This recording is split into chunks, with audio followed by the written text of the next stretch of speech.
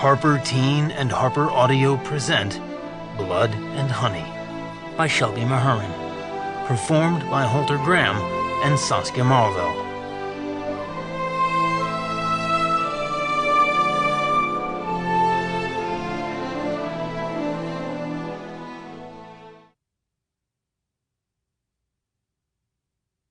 Part 1. Il n'y a pas plus sourd que celui qui ne veut pas entendre. There are none so deaf as those that will not hear. French proverb.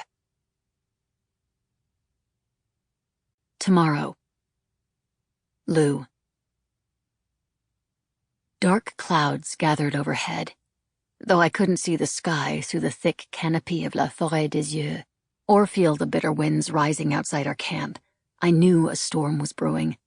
The trees swayed in the gray twilight, and the animals had gone to ground. Several days ago, we'd burrowed into our own sort of hole, a peculiar basin in the forest floor, where the trees had grown roots like fingers, thrusting in and out of the cold earth. I affectionately called it the hollow. Though snow dusted everything outside it, the flakes melted on contact with the protective magic Madame Labelle had cast.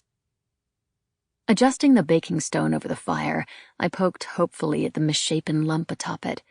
It couldn't be called bread, exactly, as I'd cobbled the concoction together from nothing but ground bark and water. But I refused to eat another meal of pine nuts and milk thistle root. I simply refused. A girl needed something with taste now and again, and I didn't mean the wild onions Coco had found this morning. My breath still smelled like a dragon's. "I'm not eating that," Beau said flatly, eyeing the pine bread as if it had soon sprout legs and attack him. His black hair, usually styled with immaculate detail, stuck out in disheveled waves, and dirt streaked his tawny cheek. Though his velvet suit would have been the height of fashion in Césarine, it too was now sullied with grime. I grinned at him. "Fine. Starve." "Is it—" Ansel edged closer, wrinkling his nose surreptitiously. Eyes bright from hunger and hair tangled from the wind, he hadn't fared in the wilderness much better than Beau. But Ansel, with his olive skin and willowy build, his curling lashes and his genuine smile, would always be beautiful. He couldn't help it. "Do you think it's edible?" Beau supplied, arching a dark brow. "No."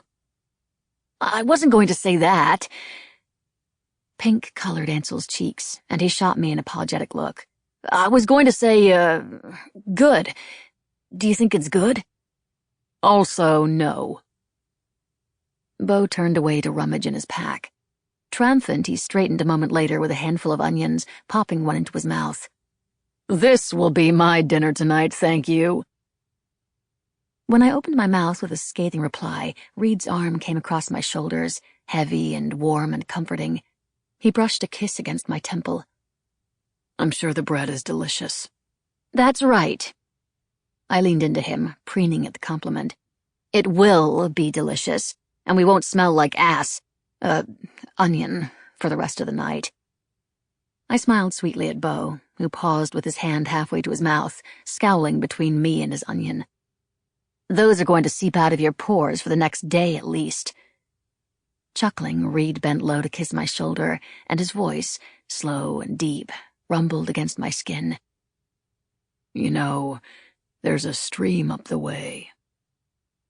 Instinctively, I extended my neck, and he placed another kiss on my throat, right beneath my jaw. My pulse spiked against his mouth.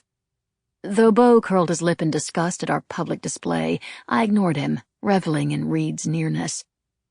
We hadn't been properly alone since I'd woken after Madrinet. "Maybe we should go there," I said a bit breathlessly. As usual, Reid pulled away too soon. "We could pack up our bread and picnic." Madame Labelle's head jerked toward us from across camp, where she and Coco argued within the roots of an ancient fir. They clutched a piece of parchment between them, their shoulders tense and their faces drawn. Ink and blood dotted Coco's fingers. Already she'd sent 2 notes to La Voisin at the blood camp. Sample complete. Ready to continue?